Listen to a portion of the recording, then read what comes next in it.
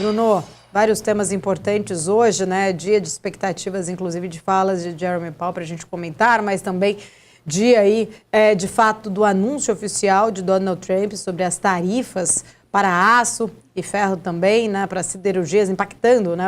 Globalmente falando ali, várias economias. Queria falar um pouco sobre isso, começando aqui a nossa conversa. Historicamente, essas tarifas mais protecionistas não apenas elevam custos internos, mas também acabam ali, de alguma forma, atingindo, né, as economias, incentivando até mesmo represálias por parte de parceiros comerciais. Queria repercutir um pouco contigo, tentando entender ali até mesmo o histórico, né, do primeiro governo de Trump, o quanto essas medidas agora elas podem, de alguma forma, ampliar até mesmo políticas mais de tarifas recíprocas ou também retóricas ali em relação a esse modelo mais protecionista. Como que você enxerga os impactos disso e se os mercados como um todo já ali de alguma forma precificaram essa estratégia de Donald Trump? Bom, eu acho que tem várias vertentes, né? No Wall Street Journal de hoje, agora de manhã, eles inclusive, entre outras coisas, eles dizem o seguinte: é muito difícil entender, é uma incerteza grande, é muito difícil traduzir quais são as reais intenções do Trump.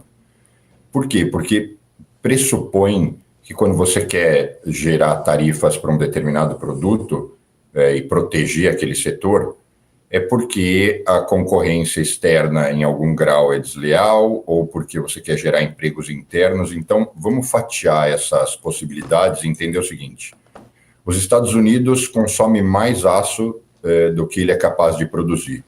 E o aço produzido internamente, ao longo dos últimos 30 anos, caiu muito. E por que caiu? Porque, de fato, é mais barato, econômico, comprar aço internacional. Quem são os maiores exportadores de aço para os Estados Unidos? Em primeiro lugar, o Canadá, em segundo, o Brasil, em terceiro, o México. Então, a China nem entra nessas três primeiras posições. Ok, essa indústria dentro dos Estados Unidos está dentro daquela fala de cinturão da ferrugem, porque é uma indústria que foi sendo enxugada e essas pessoas perderam o emprego e foram para outros empregos. Mas o que os economistas aqui ponderam, e eu faço parte de alguns grupos de discussão, mas a gente já não está em pleno emprego?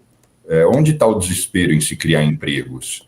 E mais, o cara que operava uma máquina na indústria siderúrgica e que ganhava muito, muito, muito pouco, ele já foi absorvido provavelmente por outra indústria ou pelo setor de serviços, ganhando múltiplos mais.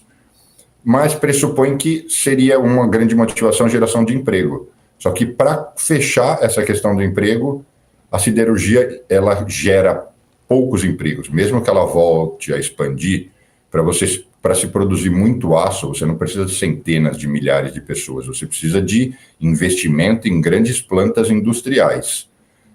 E aí a gente chega no ponto seguinte: essa tarifa, a tarifação não vai fazer com que do dia para a noite os Estados Unidos volte a produzir muito aço interno, porque essas fábricas foram desativadas, elas precisariam ser reativadas, algumas reconstruídas.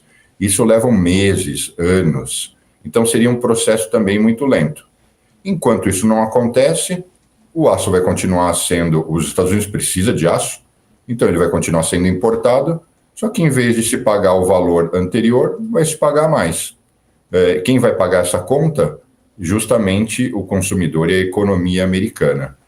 Então, internamente não se colhe concretamente nada, só se gera perdas e distúrbio.